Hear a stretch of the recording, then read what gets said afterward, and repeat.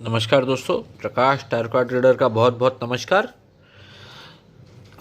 आज मैंने सोचा कि जो बीजेपी रूल्ड स्टेट्स हैं उनके चीफ मिनिस्टर्स के लिए साल 2025 कैसा रहेगा इसकी रीडिंग करूंगा।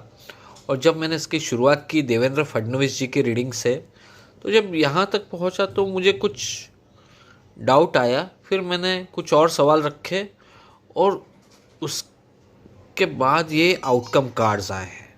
और ये आउटकम कार्ड्स देख के साफ साफ नज़र आता है कि कुछ बड़ा बवाल होने वाला है महाराष्ट्र की पॉलिटिक्स में। अभी वो क्या बवाल हो सकता है देखते हैं। सबसे पहले शुरुआत करूंगा रीडिंग से। फडणवीस जी का प्रेजेंट लुक्स गुड। जनवरी से मार्च 2025 कुछ कड़े निर्णय, कुछ straight talks, all in all बहुत अच्छा भी नहीं कह सकते, बुरा भी नहीं है, ठीक है। कुछ दूरदृष्टि वाले निर्णय लिए जाएंगे इस पीरियड में उनके द्वारा। अब म्यूनिसिपल कॉरपोरेशन के इलेक्शंस हैं। अभी अगर वो इस पीरियड में होते हैं जनवरी टू मार्च, तो कहीं ना कहीं जो डोमिनेंस बीजेपी का दिखा था असेंबली इलेक्शंस में, शायद वो डोमिनेंस में थोड़ी सी कमी आएगी।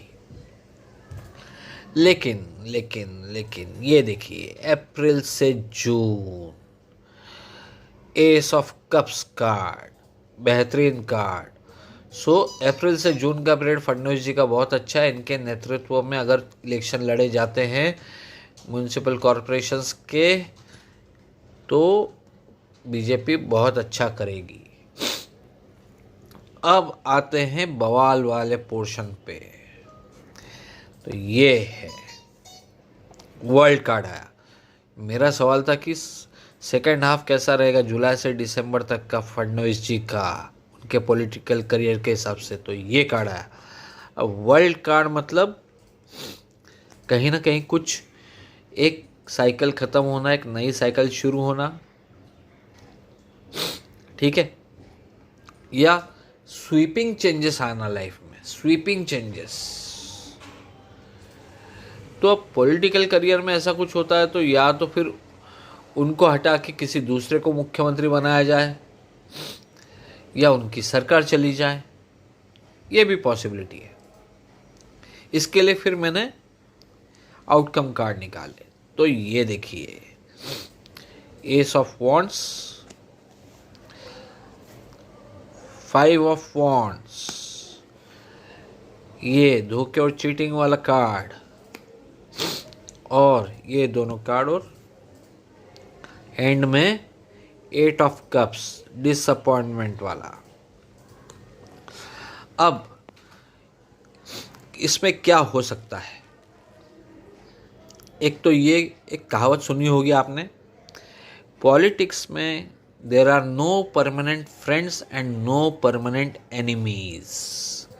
सो देवेंद्र फडणवीस जी ने ये बात याद रखनी चाहिए कि there are no permanent friends, ठीक है। क्योंकि यहाँ पे अगर या तो इलेक्शंस, अगर म्यूनिसिपल कॉरपोरेशन के इलेक्शंस यहाँ तक नहीं होते और सेकेंड हाफ में होते हैं, तो फिर हो सकता है कि ये सभी पार्टी आपस में एक दूसरे के खिलाफ लड़ें, चाहे फिर वो शिवसेना शिंदे गुट हो या पवार गुट हो, अजित पवार गुट हो राष्ट्रवादी का, और बीजेपी, ये आपस में एक दूसरे के खिलाफ लड़े, ऐसा भी पॉसिबिलिटी है। लेकिन मुझे जो पॉसिबिलिटी दिखती है वो कुछ और ही है। कहीं ना कहीं इनकी सरकार को खतरा नज़र आता है मुझे। हाँ, अगर बीएमसी में के इलेक्शंस होते हैं या ऐसे कुछ म्यूनिसिपल कॉरपोरेशन के इलेक्शंस होते हैं, तो उसमें हो सकता है कि इस दौरान अगर होते तो बीजेपी को हार का सामना करना पड़ेगा, बुरी हार का, ठीक है। बट उससे सरकार को कोई डेंजर नहीं रहता। लेकिन हाँ, जो ये कार्ड आया, ये कार्ड और ये कार्ड, ये कहीं ना कहीं शो करते हैं इनके साथ धोखा होना, इनको मुख्यमंत्री पद से दूर करना, ये चीज़ दिखती है मुझे। तो और ये भी जो होगा सेकंड हाफ में होगा, एंड मैटर फिर से कोर्ट कचहरी तक जाएगा।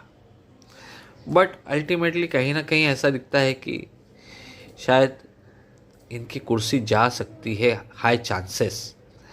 अपार्ट फ्रॉम दिस, इसके अलावा इन्होंने अपने सिक्योरिटी का भी विशेष ध्यान रखना चाहिए, क्योंकि जहाँ बात धोखे की आती है, चोरी की आती है, तो फिर वो